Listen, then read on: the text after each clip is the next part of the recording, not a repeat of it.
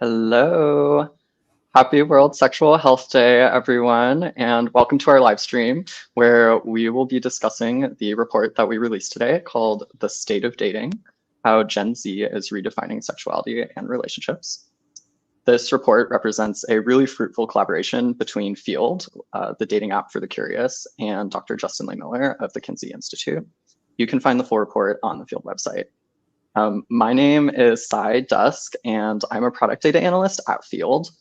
My goal is to uncover useful insights about Field members in order to make the app and the community better. I have built my data career on telling the stories of underrepresented groups and analyzing taboo topics that I think deserve more attention. I'm also queer and genderqueer, and I go by the pronouns they, them, and their. I'm super excited to be in conversation with Dr. Justin Lehmiller today. Justin has contributed so much to our collective understanding about sexuality, desire, and connection. He's just an absolute legend. Justin is currently a research fellow at the Kinsey Institute and author of the book, Tell Me What You Want, The Science of Sexual Desire and How It Can Help You Improve Your Sex Life, which is a great read. I personally recommend it. Justin, it's so great to catch up with you today about our research. How's it going? It's going well. It's great to see you, Sy, and I'm really looking forward to having this conversation. Oh, yeah, me too.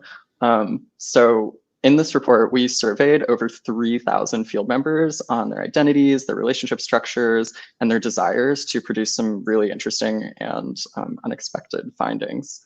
By the way, for those of you watching live, if you have questions, please share them in the comments, and we will do our best to address them in the Q&A at the end. But to the report, Justin, why was it important for you to collaborate with Field on this at this moment?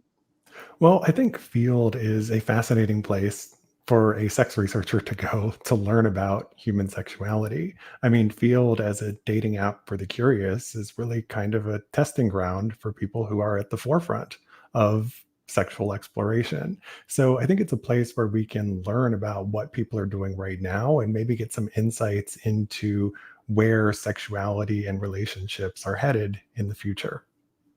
Yeah, that's so true. Field is a really special place.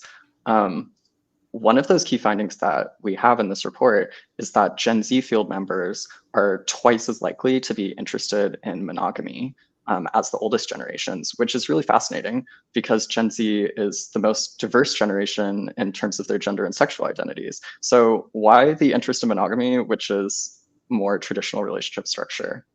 So I think this is a finding that's going to be surprising to a lot of people because we've heard in recent years over and over in the popular media that young adults, Gen Z, are kind of the generation of polyamory and that they're breaking the mold and exploring deviations from monogamy and traditional relationships. But what we're seeing among field members and also in my research on sexual fantasies that I've done at the Kinsey Institute is that Gen Z has a surprising level of interest in monogamy and more traditional ways of dating. And I think a big part of the reason for this is simply because of the environment in which Gen Z started dating. I mean, for many of them, the only kind of dating that they ever knew is online dating. And online dating is great from the standpoint that it opens up many more opportunities and options to connect with other people. And you can meet people that you otherwise wouldn't meet in person.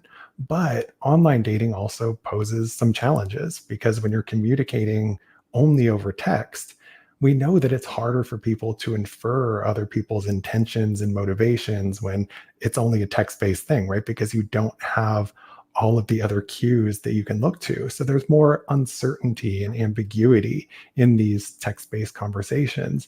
And I think that's led to sort of this broader romanticization of kind of traditional ways of dating. Because if you think about traditional courtship practices, way back in the day, people made these very grand gestures and they made their intentions very clear. So you knew where you stood with other people. And so I think that Gen Z's interest in monogamy is tied to this sort of broader romanticizing view of the way things used to be with regard to dating, which might have seemed a little easier and clearer compared to the modern world of online dating. Yeah, that makes a lot of sense. One interesting thing that we found in this report is that Gen Z is the most interested in monogamy, but actually a third of the Gen Z respondents on Field practice ethical non-monogamy. So there's a little bit of a difference between the relationship structures that they have versus the ones that they desire. What are we to make of this difference? Yeah, so what we want to do and what we actually do when it comes to sex and relationships can be two very different things, right? Because you might have something that you would like to try, let's say sexually with a partner, or you might have a relationship structure that you'd like to explore, but you might feel that there are certain constraints that kind of prevent you from exploring that. At the same time, there can also be other factors that might inhibit our ability to pursue what it is that we want. Maybe we have personal inhibitions, or maybe we feel a little bit of shame about trying something new or different.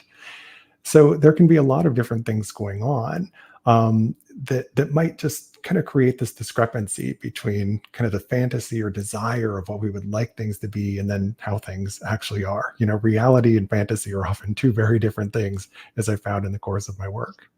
Yeah. And at Field, I think we're trying to like bridge that gap a little bit and help people explore their desires, and be on that journey to self-discovery, like in a really safe way with other people who are also interested in that. And we actually saw in this report that up to like 1 in 6 of our members explicitly link their journeys of self-discovery to experiences on Field. Do we also see that in a larger cultural shift towards exploration of identity and desire? Yeah, I mean, something that we're seeing in the modern world is that people are kind of exploring and expanding their sexual horizons in a lot of different ways. I think when you look at Field specifically, you're seeing this occurring at a more exaggerated level because Field is going to kind of select for people who are more curious about exploring things to begin with. But just more broadly in society, what we see in research and in public opinion polls is that people have more openness than ever, seemingly, to exploring things like kink and ethical non monogamy. So, for example, when you look at public opinion polls over time, where you ask people what their ideal relationship structure would be, we've seen a change over time. Whereas in the past, for almost everyone, it was monogamy. But in recent years, you've seen this growing interest in ethical non monogamy. And that's occurred across generations, but we do see some differences within generations and between generations. So, for example, we see that it's actually older adults, specifically people in midlife, who seem to be the most interested in ethical non-monogamy. So yeah, there's what we're seeing on Field is definitely a reflection of what is going on in broader society. Yeah, totally. And in the report, we actually found that baby boomers who are currently ages like 59 to 77 are also interested in less traditional relationships, like friends with benefits as well. Um, and so when people are in these online communities like Field, how can they talk about these new and like deeply personal topics with people that they're just meeting? Okay, so that's a big question, and I don't think we have enough time to make that simplified enough for everyone because this is something that everybody wants to know about. They want to know how to make it easier to communicate about their wants, their likes and dislikes, and to express their boundaries. That's why I wrote a whole book on this subject called Tell Me What You Want, which is designed to help you improve and enhance your communication skills. And I think one thing that's nice about online dating and about apps like Field is that sometimes people actually have an easier time communicating about their likes and wants in a virtual context than they do face to face. So, going back to what I said previously, yeah, there's sometimes that uncertainty and ambiguity in online communication, but there's also this positive upside of online communication where it can make it easier to say things that are hard to say in person. So there's something that can be just kind of freeing and liberating about exploring your desires in a virtual context. And, specifically when it comes to how to do this, there's no one size fits all rule here because different people are going to be comfortable with different things.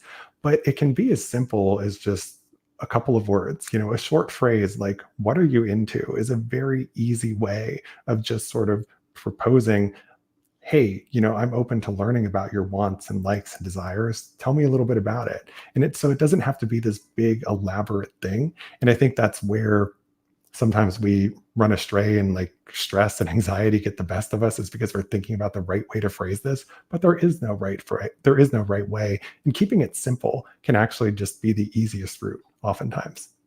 Yeah, and especially for younger people who are just getting into these experiences for the first time, it's especially challenging.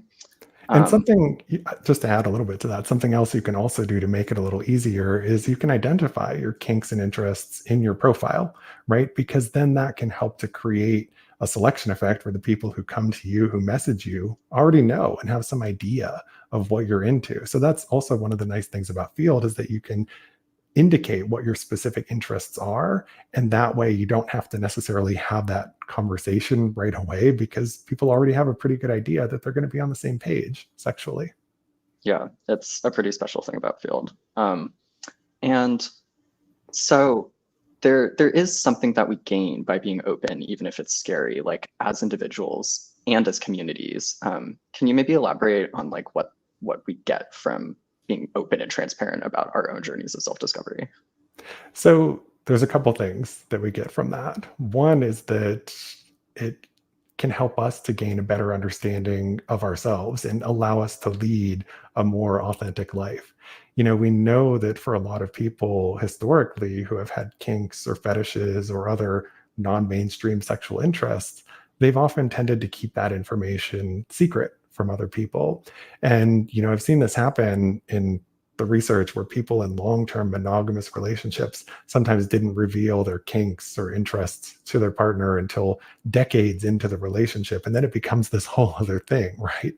And so I think learning how to communicate about these things can help us to lead more authentic lives and help us to find more compatible relationships. But one of the other benefits of this is that when we're open about our likes and wants and boundaries and so forth, it creates these moments of shared vulnerability where you can create a really authentic connection with another person. So it's about not just that authenticity for you, but it's also creating that vulnerable place that is really where the magic and intimacy actually happens. Yeah, that's really special. I want to dig into the topic of kink a little bit more, but first, for anyone who's just joining, if you have any questions for us, please do leave a comment. We will try to get to them and answer them all at the end in the Q&A. But getting into kink, which you just brought up, we know that kink is on the rise for Gen Z on Field. Over half of them that we found in our report said that they discovered a new kink since joining Field. Which was the most of any generation. So for example, only a third of baby boomers said that. Are we seeing like a cultural shift towards more openness about kink more broadly in society, not just on Field?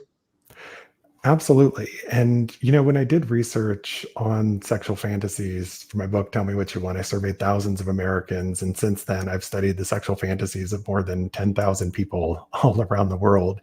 And one of the core themes that I've found in people's fantasies, kind of no matter where you look, is that kink, BDSM, rough sex, all of these things that fall under that kink umbrella are very popular and pervasive fantasy themes in different cultures, across genders, across sexual orientations. And so kink really kind of seems to be having a moment.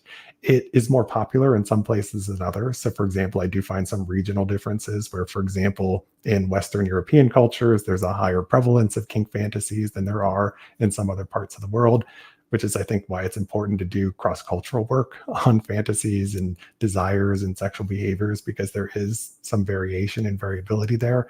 But just kind of across the globe, kink is having a moment. Yeah.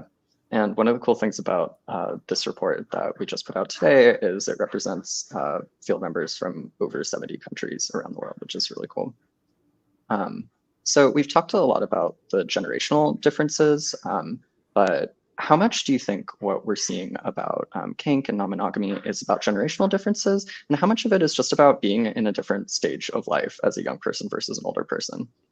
So that's a really great question. And it's something that I've always struggled to answer a little bit in my own research, because when you're looking at differences between people at different ages at one moment in time, what you can't say for sure without having longitudinal data is whether this is a cohort generational effect, or whether this is a life course or time course effect where everybody just sort of changes in a certain way over the course of time.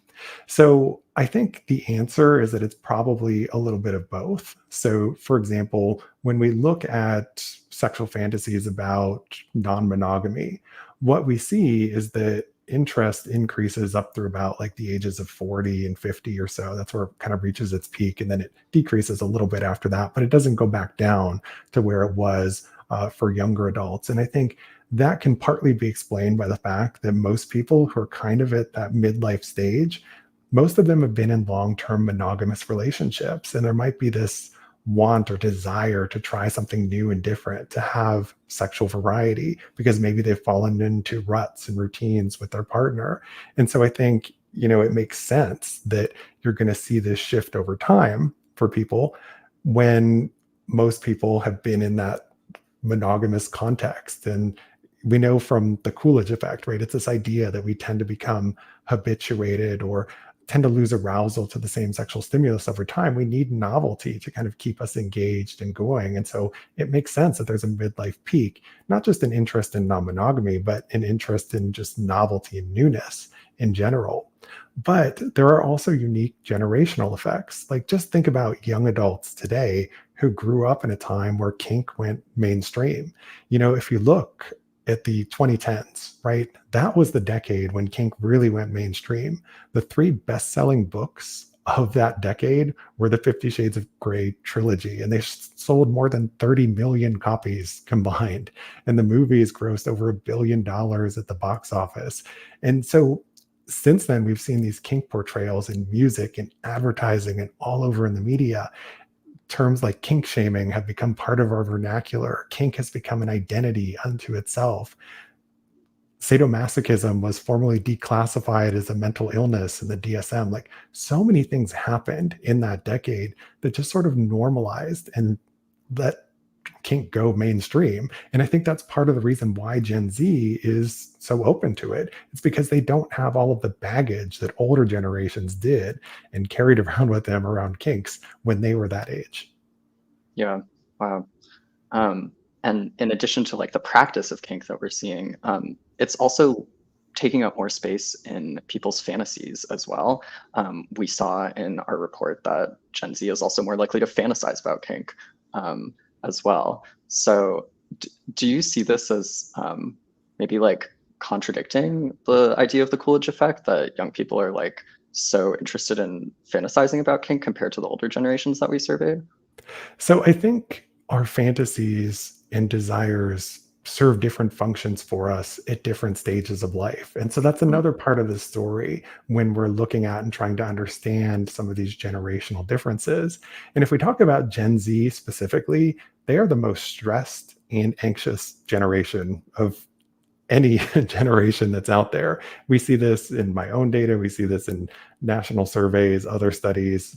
There's just more anxiety, more stress today for young adults. And I think kink is something that many young adults are drawn to precisely because it's a way to change your headspace. It creates this escape from self awareness that can take you out of your head and into the moment. And in that moment, you can forget your anxieties and stress and worries. And so I think kink, in some ways, is kind of an adaptive response to the fact that this is a generation that is just particularly acutely stressed compared to others. Yeah. I want to kind of broaden a little bit and talk more about these cultural conversations that are happening right now. There's a really big one around what it means to be casual. Fans of Chapel Rowan know this already. We see on Field a lot of members explicitly desiring like casual relationships and using that language of casual. Like, what is the underlying desire here that's actually being communicated? So I think part of why we're seeing so much said about casual is because young adults have become more reluctant to, let's say, label things as official when it comes to relationships, because it kind of feels like declaring yourself to be in a relationship is, it's a really big monumental thing. And when And that makes sense when you consider the fact that young adults today have had less relationships, fewer partners than people from generations past. And so getting into a relationship is a big deal for them. I mean, I understand that. And so I think there's kind of a hesitancy about labeling things. And so keeping things casual is a way of not having to, make it official right now. And another part of that reasoning there is that for younger adults, their lives, their time course is just different from previous generations, where people, once they finished high school, just pretty quickly jumped into marriage and started families and their careers. People today are spending much longer in school. They're waiting longer to get their first jobs. They're waiting much longer to get married. Many of them aren't getting married at all. They're waiting longer to have kids. Many are choosing not to have kids. And so, the time course of their relationships is just different. And it often just makes more sense for people to keep things casual because they don't know exactly when they might be ready to pursue relationships. So that's part of what's going on here as well. Yeah, that makes sense. So I want to take a chance to answer some of the audience questions now. But before we do that, what is like one area of this report that you hope people really, really pay attention to? Oh, that's a big question because I think there are so many great things that are in here.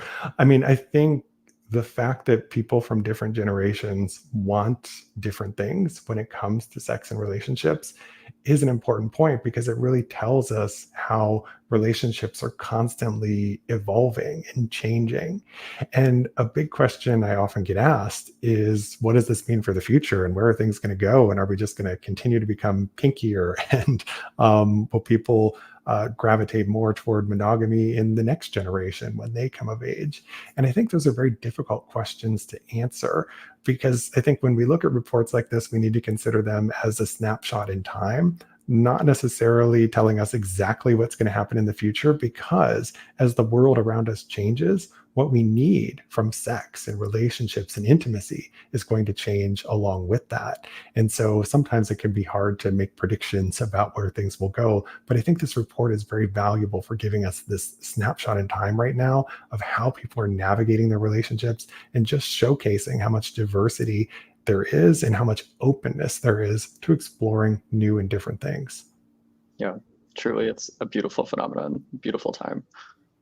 So let's open it up to some of the audience questions. I'm seeing one from Chioma, which is, how can we balance having desires with figuring out our own dating goals? For example, how do we understand Gen Z's interest in monogamy while they're also curious about other options? And I think maybe this is speaking to the idea of, how do we go after what we want specifically, but also be open to things that maybe we didn't know that we want? Yeah, and it's a great question and also kind of a tough one, right? Because we have things that we might think that we want, but sometimes we don't know what we want until we actually try it, right? And so sometimes we actually limit ourselves by going for one thing specifically that we think we are supposed to do, or something that we're supposed to try. And I think that this actually goes both ways with something like monogamy and non-monogamy. People can feel pressure to be monogamous because that's what they're supposed to do, but many people also feel pressure to be non-monogamous because sometimes that's pitched as a more evolved way of being or a more evolved way of dating. And I think the real answer is that no relationship type or style is inherently superior to another, because what's right for one person might be different for someone else. And so I think it's important to go out and explore and try different kinds of things when it comes to both sex and dating and relationships, because you won't know what you like and what works for you until you try it. So, if the idea of ethical non-monogamy is appealing, it's worth exploring and trying it to see if it does work for you. But I think if you want to explore that, start small, right? Because this is where sometimes people go wrong with ethical non-monogamy, is that they take on too many partners too quickly and become overwhelmed. So when it comes to exploring fantasies and relationships, it's always baby steps, right? To figure out where your comfort zone is so that you don't move too quickly. But Yeah. it's really important to step outside of that comfort zone from time to time. Yeah. And on field, we saw in the research that we did that our members are fairly comfortable with that. We saw that almost 2/3 of respondents in the survey across genders are open to making connections with people outside of their stated sexual preferences, which is really cool and interesting to see. So we have another question from Kareem here. Is it really true that younger people fantasize about kink more than older people, though? That's something we found in the survey that I quoted earlier. But can we actually take that to the bank? And how, I think it opens up a broader question of what are the results that we found that are maybe specific to field, and what are the results that we can generalize to society at large? Yeah, I mean, I think we can have confidence in this finding. So, with regard to the field data, most Gen Zers, I think it was 55%, reported discovering a new kink since joining the app. And that was higher than people from any other generation. And then, if you look at my sexual fantasy data, in study after study that I've done, I consistently see that it's younger adults who have the highest prevalence of kink related fantasies. And in many of those studies I've done, they've come from nationally representative US samples.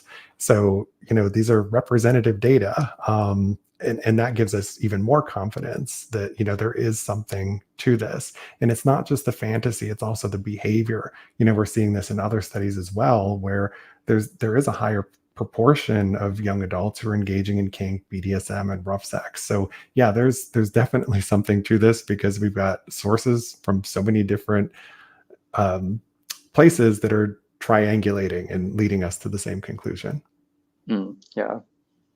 So one more question from the audience here. This comes from Alexandra, who wants to know which other kink-related digital spaces and online communities are people turning to discuss and learn about kink. I think there's maybe a call for more options and more places to go to meet people, and Field is one of them, but there are others too. Yeah, I mean, people are going to other places as well. I mean, FetLife would be the first one that comes to mind in terms of a place people are going where they can talk openly about kinks and so forth. But there aren't a lot of, dating specific platforms where people can do this. But, something I think we're seeing is that people are increasingly talking about it on social media. That's a place where a lot of the kink conversations are happening. So, for example, on TikTok, there's a hashtag called Kink Talk, which actually has around 1 million posts under it already, right? So I think, if we look at the conversations that are having on social media, that's another place where people are kind of expressing more of this openness, exploring their sexuality, talking about it. I know there's social media censorship, and so that can be a tricky thing when talking about this on social media, but it is a place where people are going to have these conversations as well. Yeah, and more so probably as there's more kind of social and cultural acceptance for kink, which is really cool Absolutely. to see. Yeah. So we're getting to the end here, unfortunately. But I wanted to thank you so much, Justin, for this dialogue today, and for your scholarship on desire, sexuality, and connection. There's just a wider cultural conversation happening right now about self-discovery, about identity, about relationship structures that are all things we talked about. So it's more important than ever that we're producing this data-backed research to help us understand how we can co-create a world that's more curious and open-minded. And that's what we try to do at Field. So thank you to everyone who joined today, and also to those of you who are watching later. It's been a true pleasure to share this space with you all on World Sexual Health Day, no less. Please do keep the conversation going, and I hope you all have a lovely day. Thanks again, Justin. Thank you.